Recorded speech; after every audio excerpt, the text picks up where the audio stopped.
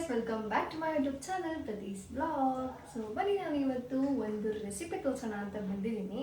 So ಅದೇನಪ್ಪ ಅಂದರೆ first ಇನ್ನೊಂದು ಹೇಳಬೇಕು, ನಾನು ಆಯಿಲೆಲ್ಲ ಹಚ್ಕೊಂಡು ಫುಲ್ ಇವತ್ತು ಆ್ಯಕ್ಚುಲಿ ರಿಲ್ಯಾಕ್ಸಿಂಗ್ ಡೇ ಅಂತ ಫುಲ್ಲು ಹೆಡ್ ಮಸಾಜ್ ಮಾಡಿಕೊಂಡು ಆದರೂ ಇದನ್ನೊಂದು ರೆಸಿಪಿ ತೋರಿಸೋಣ ಅಂತ ಇವತ್ತು ಬ್ಲಾಗ್ನ ಮಾಡ್ತಾಯಿದ್ದೀನಿ. ಓಕೆನಾ? ಸೊ ಬನ್ನಿ, ಇವತ್ತು ನಾನು ನೋಡಿ ಇಷ್ಟೊಂದು ಚಿಲ್ಲಿ ಇದೆ. ಚಿಲ್ಲಿ ಇವತ್ತು ಸೊ ಇವತ್ತು ಬ್ಯಾಡಗಿ ಮೆಣಸಿನ್ಕಾಯಿ ಚಟ್ನಿ ಮಾಡೋಣ ಅಂತ ಬಂದಿದ್ದೀನಿ. ಸೊ ಬನ್ನಿ ಇವತ್ತು ತೋರಿಸ್ತೀನಿ. ಇದು ಒಂದು ಒಳ್ಳೆ ರೆಸಿಪಿ ಅಂತ ನನಗನ್ಸುತ್ತೆ. ಬಟ್ ಇದು ಫುಲ್ ಟ್ರೆಡಿಷ್ನಲ್ ಫುಡ್ಡು. ಅದು ಶೀತ ಏನಾದ್ರು ಆಗಿತ್ತು ಅಂತ ಅಂದರೆ ಸೊ ಅವರಿಗೂ ಈ ಒಂದು ಚಟ್ನಿ ಹೆಲ್ಪ್ಫುಲ್ ಆಗುತ್ತೆ.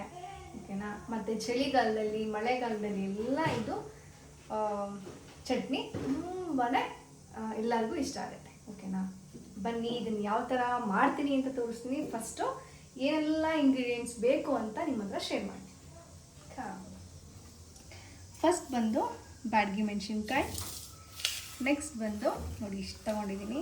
ಫಸ್ಟು ಬೆಳ್ಳುಳ್ಳಿ, ಮತ್ತು ಇದು ಕಾಶ್ಮೀರಿ ಚಿಲ್ಲಿ ಪೌಡರ್, ಚೂರು ಕೊತ್ತಂಬರಿ ಸೊಪ್ಪು, ಮತ್ತು ಹುಣಸೆಹಣ್ಣು, ಮತ್ತು ಜೀರಿಗೆ. ಇದಿಷ್ಟು ತೊಗೊಂಡಿದ್ದೀನಿ. ಇದಿಷ್ಟಿದ್ರೆ ಸಾಕು. ಫೈನಲಿ ಒಂದೇ ಒಂದು ಮಾಡ್ಬಿಟ್ಟೆ, ಉಪ್ಪು.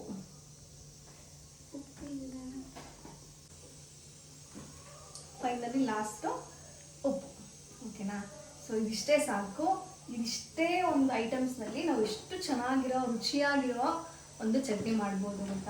ಸೊ ಅದರಲ್ಲೂ ಇನ್ನೂ ಒಂದು ಹೇಳ್ಬೇಕು ಅಂತಂದರೆ ನೋಡಿ, ಇಲ್ಲಿ ಈ ಒಂದು ಚಟ್ನಿಗೆ ಬೆಳ್ಳುಳ್ಳಿ ತುಂಬಾ ಇಂಪಾರ್ಟೆಂಟು. ನಾನು ಇಷ್ಟು ಹಾಕಿದ್ದೀನಲ್ವಾ, ಸೊ ಇದಕ್ಕಿಂತ ಜಾಸ್ತಿ ಹಾಕಿದ್ರೂ ಬೆಳ್ಳುಳ್ಳಿ ತುಂಬಾ ಚೆನ್ನಾಗಿರುತ್ತೆ. ನಾವು ಎಷ್ಟು ಬೆಳ್ಳುಳ್ಳಿ ಹಾಕ್ತೀವೋ ಅಷ್ಟು ಚೆನ್ನಾಗಿರುತ್ತೆ. ಅದು ಅಲ್ಲದೆ ಈ ಬೆಳ್ಳುಳ್ಳಿ ಎಲ್ಲ ಬಿಡ್ಸೋಕ್ಕೆಲ್ಲ ತುಂಬ ಕಷ್ಟ ಆಗುತ್ತೆ ಅಲ್ವಾ? ಸೊ ಈಸಿ ಮೆಥಡಲ್ಲಿ ಯಾವ ಥರ ಬಿಡಿಸ್ಬೋದು? ನನಗಂತೂ ಇದಿಷ್ಟು ಬಿಡ್ಸೋಕ್ಕೆ ನನಗೆ ತುಂಬಾ ಕಷ್ಟ. ಇದು ಆ್ಯಕ್ಚುಲಿ ನಾನು 4 ಬೆಳ್ಳುಳ್ಳಿ ಇದನ್ನು ಬಿಡಿಸಿ ತೊಗೊಂಡಿರೋದು. ಇದನ್ನು ಹೆಂಗೆ ಬಿಡಿಸ್ತೀವಿ ಅಂತಂದರೆ ನಾರ್ಮಲ್ ಹಿಂಗೆ ಬಿಡಿಸಿದ್ರೆ ತುಂಬ ಕೈಯೆಲ್ಲ ನೋವಾಗುತ್ತೆ. ಸೊ ಹಂಗಾಗಿ ಆ ಬೆಳ್ಳುಳ್ಳಿಗೆ ಈ ಒಂದು ಪಾತ್ರೆಗೆ ಒಂದೇ ಒಂದು ಡ್ರಾಪ್ ಅಥವಾ 2 ಡ್ರಾಪ್ ಎಣ್ಣೆ ಹಾಕಿ, ಸೊ ಬೆಳ್ಳುಳ್ಳಿ ಏನಿರುತ್ತೆ ನಾರ್ಮಲ್ ರೌಂಡ್ ಇರುತ್ತಲ್ವಾ, ಅದನ್ನು ಸ್ವಲ್ಪ ಹಿಂಗೆ ತೆಗೆದು ಹಾಕಿದ್ರೆ ಲೈಟಾಗಿ ಒಂದು 5 ಮಿನಿಟ್ಸ್ ಫ್ರೈ ಮಾಡಿದ್ರೆ ಸಾಕು. ಈ ಥರ ಆರಾಮಾಗಿ ಸಿಪ್ಪೆ ಬಿಡಿಸ್ಬೋದು. ನೀಟಾಗಿ ಬರುತ್ತೆ, ಈಸಿಯಾಗಿ ಸಿಪ್ಪೆ ಬರುತ್ತೆ. ತುಂಬ ಫೋರ್ಸ್ಫುಲಿ ಸಿಪ್ಪೆ ತೆಗೆಯೋ ನೆಸೆಸಿಟಿ ಇಲ್ಲ. ಇದು ಒಂದು ಸ್ಮಾಲ್ ಟಿಪ್ಸ್. ಓಕೆನಾ? ಬನ್ನಿ ಈಗ ಸ್ಟಾರ್ಟ್ ಮಾಡೋಣ. ಈಗ ಒಂದು ಪಾತ್ರೆ ಇಟ್ಕೊಂಡಿದ್ದೀನಿ. ಸೊ ಇದಕ್ಕೆ ಫಸ್ಟ್ ಆಯಿಲ್, ಅದು ಜಾಸ್ತಿ ಬೇಡ, ಒಂದು ಸ್ವಲ್ಪ ಆಯಿಲ್ನ ಹಾಕಿ, ಆಯಿಲ್ ಹಾಕಿಲ್ಲ ಅಂದರೂ ಪರವಾಗಿಲ್ಲ, ಒಂಚೂರು ಆಯಿಲ್ ಹಾಕಿ ಇದಿಷ್ಟನ್ನು ಫ್ರೈ ಮಾಡೋಕ್ಕೆ. ಇದು ಯಾವ ಥರ ಫ್ರೈ ಆಗಬೇಕು ಅಂತಂದರೆ ಫುಲ್ಲು ಅದು ಗರಿ ಗರಿ ಆಗಬೇಕು, ಈಸಿಯಾಗಿ ಅದು ಪೀಸ್ ಮಾಡೋ ಥರ ಆಗಬೇಕು. ಈಗ ನೋಡಿ, ಇದು ಹಿಂಗೆ ತೆಗೆದ್ರೆ ಹಿಂಗೆ ಕಟ್ ಮಾಡೋಕ್ಕಾಗಲ್ಲ ಅಲ್ವಾ, ಬಟ್ ಹಿಂಗೆ ಕಟ್ ಮಾಡೋ ಥರ ಆಗಬೇಕು. ಅಷ್ಟು ಅಲ್ಲಿ ತನಕ ಇದು ಫ್ರೈ ಆಗಬೇಕು. ಇವಾಗ ಆಲ್ಮೋಸ್ಟ್ ಇದು ಫ್ರೈ ಆಗಿದೆ. ನೋಡಿ ಯಾವ ಥರ ಸೌಂಡ್ ಬರ್ತಾ ಇದೆ, ಇದೆಲ್ಲ ಗೊತ್ತಾಗುತ್ತೆ ಎಷ್ಟು ಫ್ರೈ ಆಗಿದೆ ಅಂತ. ಈಗ ಇದಿಷ್ಟನ್ನು ಇದಕ್ಕೆ ಹಾಕ್ಬಿಡ್ತೀನಿ. ಬೆಳ್ಳುಳ್ಳಿ, ಜೀರಿಗೆ ಎಲ್ಲದನ್ನು ಇದಕ್ಕೆ ಹಾಕ್ತೀನಿ.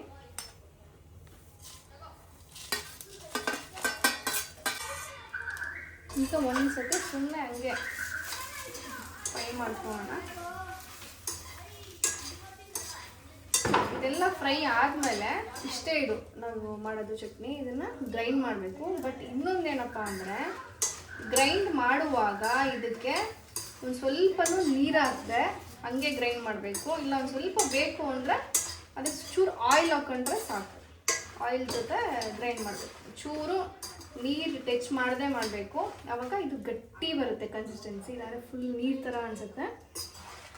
ಆಮೇಲೆ ಲಾಂಗ್ ಟೈಮ್ ಇಟ್ಕೊಂಡು ತಿನ್ಬೋದು ನೀರು ಹಾಕಿಲ್ಲ ಅಂತ ಅಂದರೆ. ಇಷ್ಟ ಇದು. ಈಗ ಆಫ್ ಮಾಡಬೇಡ. ಈಗ ಸ್ವಲ್ಪ ಹೊತ್ತಿದು ಬಿಸಿ ಇರೋದು ಒಂಚೂರು ತಣ್ಣಗಾಗಲಿ. ತಣ್ಣಗಾದ್ಮೇಲೆ ಇದೊಂದು ಸ್ವಲ್ಪ ಗ್ರೈಂಡ್ ಮಾಡಿಕೊಂಡು ಬರ್ತೀನಿ. But without water, just oil ಹಾಕ್ಕೊಂಡು ಗ್ರೈಂಡ್ ಮಾಡಬೇಕು.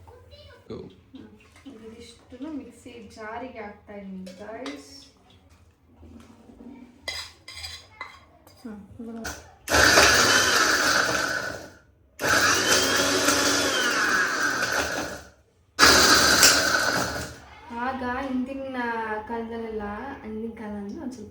ಬ್ಯಾಕ್ ಹೋದರೆ ಒಂದು 15 ವರ್ಷದಿಂದ ಎಲ್ಲ ಏನು ಮಾಡ್ತಾಯಿದ್ರು ಹೇಳೋ? ನನಗೆ ಕೇಳಿದ್ರೆ ನಿಂಗೆ ಗೊತ್ತಿಲ್ವಾ? ಕೈಯಲ್ಲಿ ಕೊಡ್ತಾರೆ ಸರ್, ನಂಗೆ ಕೇಳಿದ್ರೆ ರುಬ್ತಾರೆ ಅನ್ಸುತ್ತೆ. ರುಬ್ಬೋದು ಅಂತಾರಲ್ಲ, ರುಬ್ಬೋಗಲ್ಲ. ಕಲ್ಲಲ್ಲಿ ಚೆನ್ನಾಗಿ ರುಬ್ತಾ ಇರಲ್ಲ, ಅದು ಬೇರೆ ಟೇಸ್ಟು, ಇದು ಬೇರೆ ಟೇಸ್ಟು. ಬಟ್ ಆದರೆ ಈಗಲೂ ಎಲ್ಲೋ ಒಂದೊಂದು ಕಡೆ ಹೋದರೆ ಅದೇ ಸಿಗುತ್ತೆ. ಅವಾಗ ಅದನ್ನು ಒಂಥರ ಟೇಸ್ಟ್ ಮಾಡಿ ನೋಡಿ, ಸಕ್ಕತ್ತಾಗಿರುತ್ತೆ. ಇದಕ್ಕಿಂತ ಅದು ಸಕ್ಕತ್ತಾಗಿರುತ್ತೆ. ಫೈನಲಿ ಗ್ರೈಂಡ್ ಎಲ್ಲ ಆಯಿತು. ಗ್ರೈಂಡ್ ಮಾಡಬೇಕಾದ್ರೆ ಒಂದು ಚೂರು ಕಷ್ಟ ಆಗುತ್ತೆ, ಫುಲ್ ಗ್ರೈಂಡ್ ಆಗೋಕ್ಕೆ. ಒಂದೊಂದು ಡ್ರಾಪ್ ಎಷ್ಟು ಬೇಕೋ ಅಷ್ಟು ನೋಡಿಕೊಂಡು ಚೂರು ನೀರು ಹಾಕ್ಕೊಳ್ಳಿ, ಓಕೆನಾ?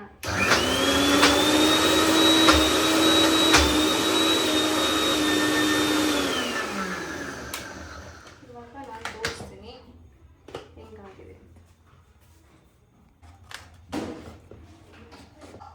ನೋಡಿ ಗೈಸ್, ಫುಲ್ ನೀಟಾಗಿ ಪೇಸ್ಟ್ ಆಗಿದೆ. ಫಸ್ಟ್ ಇವಾಗ ಈ ಥರ ಕಾಣ್ತಾ ಇದೆ. ನಾನು ರೈಸ್ ಜೊತೆ ಸರ್ವ್ ಮಾಡ್ತೀನಿ ಇವತ್ತು, ಓಕೆನಾ?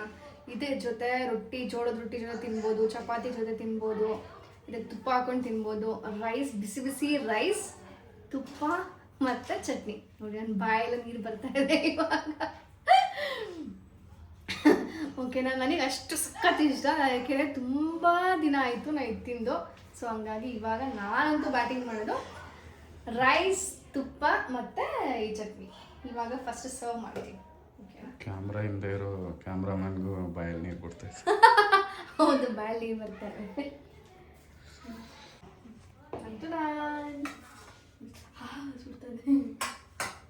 ಬಿಸಿ ಬಿಸಿ ರೈಸ್ ಜೊತೆ ನಾವು ಮಾಡಿರೋ ಚಟ್ನಿ ಹಾಕಿ. ಇದು ಆ್ಯಕ್ಚುಲಿ ಖಾರ ಇರುತ್ತೆ, ಜಾಸ್ತಿ ಬೇಡ, ಒಂದು ಸ್ವಲ್ಪ ಸಾಕು. ಸೊ ಇದಕ್ಕೆ ಒಂಚೂರು ತುಪ್ಪ ಇದ್ದರೆ ಚೆನ್ನಾಗಿರುತ್ತೆ guys.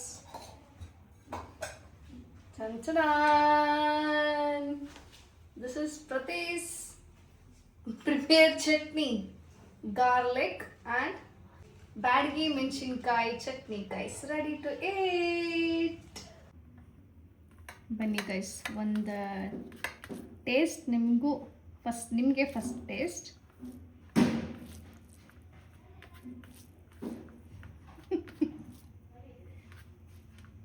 First taste for you.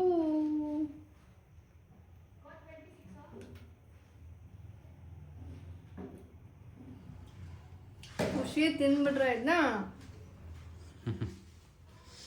ಕಳೆದು ಹೋಗ್ಬಿಡ್ತೀನ. ಖುಷಿ ನೀನು ತಿಂತೀಯ ಅಥವಾ ಏನಾದ್ರು ಡಯಟ್? ಒನ್ ಟೈಮ್ ರೈಸ್ ತಿಂದ್ರೆ ಏನಾದ್ರು. ಓಕೆ ಗೈಸ್, ಫೈನಲಿ ನಾವು ಫುಲ್ ಲಂಚ್ ಮುಗಿಸ್ಕೊಂಬಂದಾಯಿತು, ಓಕೆನಾ?